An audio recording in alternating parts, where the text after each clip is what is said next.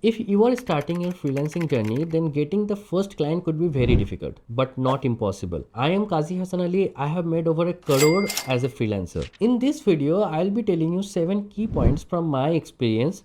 If you follow these steps, you will definitely get your first freelancing client in no time. First step is to define your skills. The foundation of freelancing starts with identifying your skills. List down your skills. Are you good at web development, mobile app development, video editing, or even writing blogs or any other things? Whatever it is, note it down first. Based on your skills, you need to list it down what are the services you can provide. Let's say if you are a graphic designer, you can offer services like UX UI design, thumbnail creation, or logo design. If you are a developer, then you might focus on front end, back end, mobile app development, or even full stack development. Editors can offer motion graphics, sound design, color grading, or even whole video editing as a package. Step 2, build your portfolio. I know you might be thinking, if you don't have any clients, how you are going to build a portfolio or something like that. So this is where the creativity comes in. So here's how you can start. First thing is you need to make sure that the work you will be providing that should match the industry standards. Then try to find a product that you think you can make it better or you can add more value into it. And that product can be, let's say, a video from your favorite creator, a website, or an article, or any design, and add those things to your portfolio. And that's how you will have a portfolio ready without having any clients. And here is a pro tip. So keep your portfolio specific and focused. Don't add random things in your portfolio. Make sure you are adding the best work only. People doesn't have much time for your endless portfolio. Step 3, build a trustable presence. So it's not just about your skills, it also to gain the trust of your client as well. So I would suggest having similar kind of profile handle across the different social media platforms like YouTube, Instagram, LinkedIn, and others.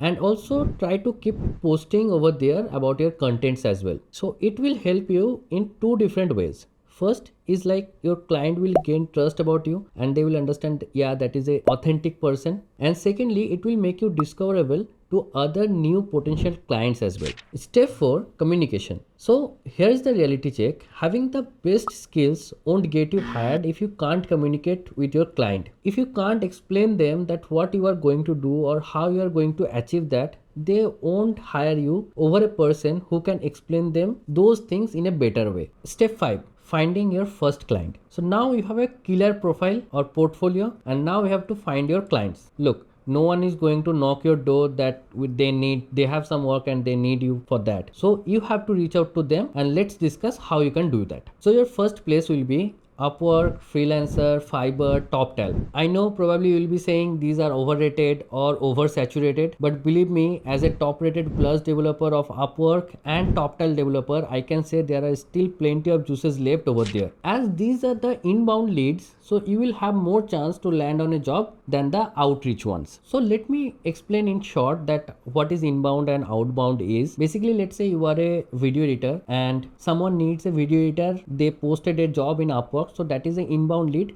that they have a job and they require some freelancers.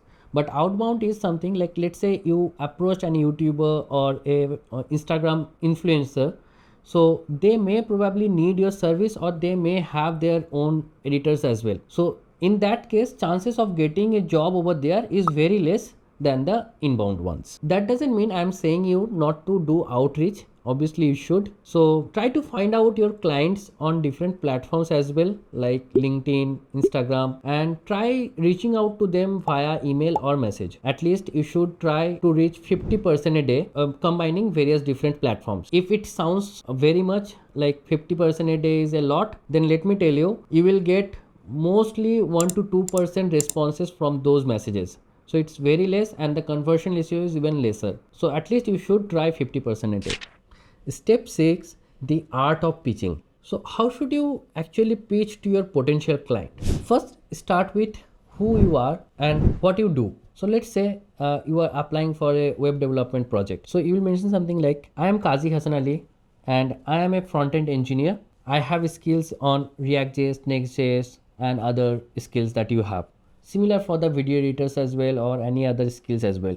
like what you do and what are the things you can do or what are the skills do you have. So now let's say you are applying for a mobile app or web app development service. So you should mention the relevant experience or the sample projects that you have built relevant to that particular work. So in that way, client will understand that you have those experience or you can at least do those things that client is looking for. So as you are new to the industry, probably you will not have much relevant experience to show your client. So how can you stand out among the other experienced ones? For that reason, you can offer your client a discounted rate or even work for free for a couple of days or probably a for a small project. Don't make it totally free. Obviously, you ask your client that in exchange of that, you probably want a review so that you can put it in your portfolio as a testimonial. And let's say if you are a video editor, you can do a short form video editing for free, or let's say if you are a developer, you can work for that client for a week for free as a trial. So in that case, even if you won't get hired by that client, at least you will have some good reviews to showcase in your portfolio. Platforms like Freelancer, Upwork or Fiverr, reviews really does matter a lot. Step 7. Now you have got a response, and here's the crucial thing that you need to do, that is follow the ACA method. A stands for acknowledgement. Acknowledge the message first. C stands for compliment.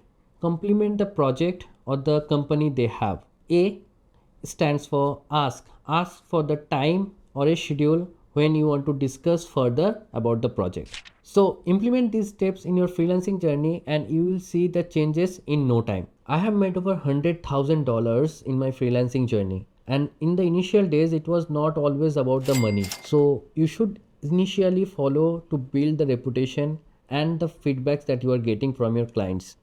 Once you build a good reputation and a good portfolio, the monies will follow you eventually. Also, don't forget to let me know on which scale you are planning to start your freelancing journey. And also, if you found this video helpful, then do like.